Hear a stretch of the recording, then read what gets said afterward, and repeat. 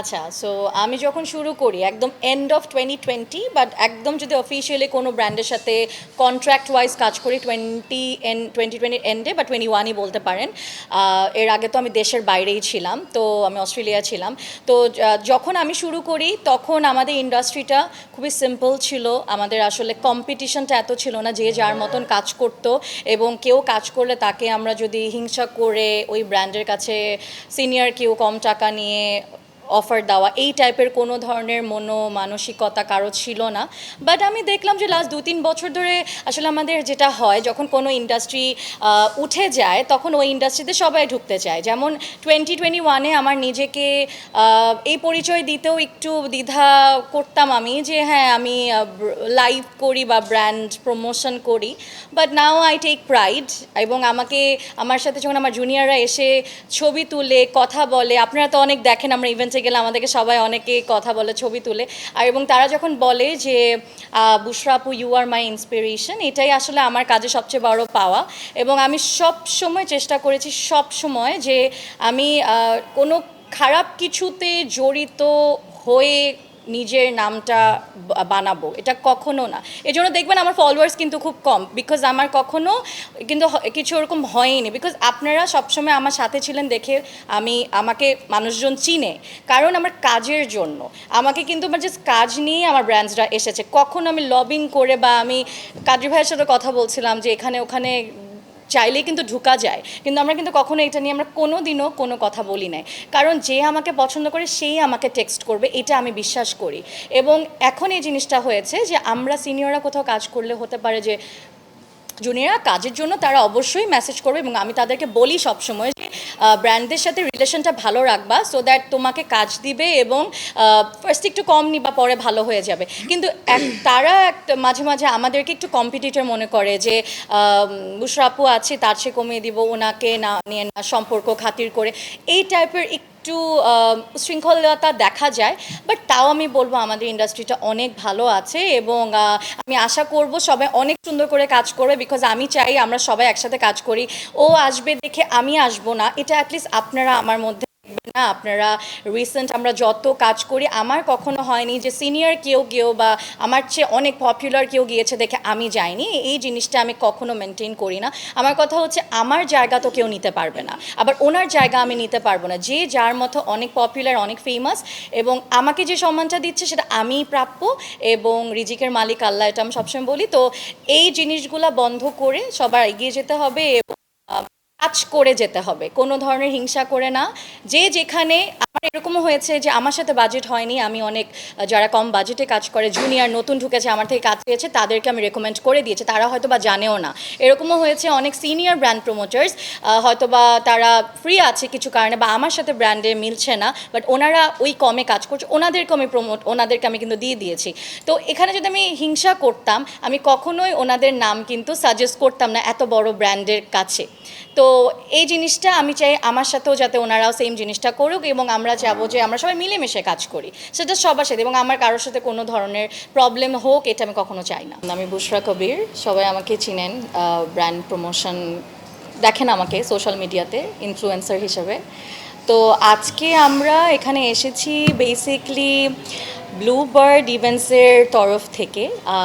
আমি ওনাদের সাথে বিগত 6 মাস ধরে আছি, ওনাদের ব্র্যান্ড ফেস হিসাবে রিপ্রেজেন্ট করছি। তো এটা আমার বিভিন্ন প্রচারের মাধ্যমে অনেকে জানে, বাট আবার অনেকে হয়তো বা জানে না।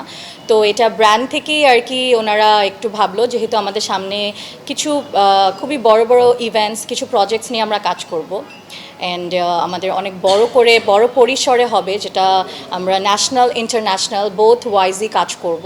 তো কিন্তু রিপ্রেজেন্টেটর হিসেবে যেহেতু আমি ওনাদের সাথে আছি, তো ভাবলো যে আমাদের যে সাংবাদিক ভাই ও বোনেরা আছেন আমাদের সামনে, তারাও যদি একটু জানে তাহলে জিনিসটা পরিচিত হবে। কারণ হঠাৎ করে যদি আমাকে অনেকেই হয়তো বা নাও জানতে পারে যে আমি ব্লু বার্ড ইভেন্টস বিডির সাথে হচ্ছে ব্র্যান্ড ফেস হিসেবে কাজ করছি।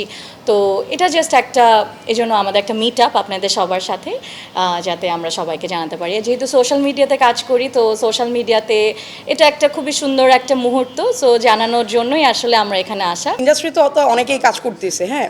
ইন্টারন্যাশনালি যদি কেউ করে থাকে, যতটুকু আমি ওর প্রোফাইলে জানতে পারলাম, যে ফার্স্ট হচ্ছে Bushra Kabir, so she is the best actually. তার মতো ইন্ডাস্ট্রিতে কেউ কাজ করতে পারেনি আজ অব্দি, মানে আমার দেখা। আই ক্যান সে যে সে আমার জন্য গুড লাক, বিকজ যখন তার সাথে ফার্স্ট প্রজেক্টটা করা হয়, সো মানে কক্সবাজারে আমাদের ছুটি রিসোর্ট থেকেই তো শুরু হয়েছিল সেপ্টেম্বরে। সেপ্টেম্বরে, হ্যাঁ। তো সেইখানে ধরেন আমি যখন ও যা প্রমোট করলো তার 3 দিন পর আমার বুকিং আসছে। সো সেই মাসেই আপনার কক্সবাজারে আমার বেশ কিছু মানে ইভেন্ট হয়েছে। ওকে, তারপরে তুমি কোনটা লঞ্চ করলা? কেটারিংটা। কেটারিংটা না, সেকেন্ড ছিল কেটারিং। কেটারিং, নুজ কেটারিং। সো দেখা গেছে কি যে আমি যেটা ফিল করি যে আমার জন্য বুশরা কবির গুড লাক, বিকজ সে যে প্রজেক্টগুলোতে হাত দিছে বা স্টার্টিংটা তার মাধ্যমে হয়েছে সেটাতে আমি শাইন করছি। আর আজকে যদি অনলাইনে বলেন, শুধুমাত্র তার জন্যই আজকে এখানে, বা আমি যদি মিডিয়ার সামনে ফেস করতে পারি সেটাও একমাত্র তার জন্য। Thank you so much. করেছি খুবই বাজে এক্সপিরিয়েন্স, নাম বলবো না, কিন্তু এক্সপিরিয়েন্স ভালো ছিল না। অভিজ্ঞতা বলতে কি যে কাজের কোয়ালিটি থাকে না, যে আমি যে টাইপ কাজ চাচ্ছি, বা একটা তো ব্র্যান্ডের প্রত্যেকজনের কিন্তু একটা অ্যালগোরিদম থাকে যেটা তারা ফলো করে। সো অন্যান্য যাদের সাথে আমি কাজ করলাম তারা আমার ব্র্যান্ড সম্পর্কে জানলো না, বা আমার মোটিভ কি সেটা না জেনেই তাদের ইচ্ছা মতো কাজ করলো। বাট বুশরা যেটা ফার্স্ট আমি নক করি, ও ফার্স্ট অফ অল আমার কাছে আমার প্রোফাইল জানতে চাইছে, আমার কাজের এক্সপিরিয়েন্স, আমার কোম্পানির এক্সপিরিয়েন্স, তারপর হচ্ছে আমার পেজ সব কিছু ভিজিট করার পর তারপর সে যে ডিসাইড করছে। তাও আবার এমন না যে সাথে সাথে বলে দিছে যে আমার এত অ্যামাউন্ট, এত এটা তুমি করে ফেলো। নো, সে আমাকে 2 দিন পরে তুমি জানাইছিল। হ্যাঁ, বেসিক্যালি মানে সে এগুলো নিয়ে সে দেখছে, রিসার্চ করছে যে ওকে এখানে কাজ করবে কি করবে না। আর বুস্টার যেটা আমি অন্যান্য যাদের সাথে কাজ করছি তার চেয়ে ডিফারেন্ট যেটা আমার কাছে লাগছে সেটা হচ্ছে যে তার সাথে আমরা কমিটেড ছিলাম 2টা কাজ, মানে 2টা প্রজেক্ট সে দিবে, একটা রিলস, একটা হচ্ছে ছবি। But I don't know Y, but শুরু থেকে সে আমাকে বেশি প্রোভাইড করে আসছে, আমি জানি না কেন। ইউজুয়ালি দেখা যায় যে ব্র্যান্ডের সাথে আমরা 1 বছর 2 বছর আর 5 বছর পর্যন্ত যদি কাজ করে থাকি তাহলে তারা নিয়ে থাকে। যেমন আমার আছে কিছু ওল্ড ব্র্যান্ডস আছে যে যাদের সাথে আমি 5 বছরের উপর ব্র্যান্ড অ্যাম্বাসেডর হিসেবে কাজ করছি।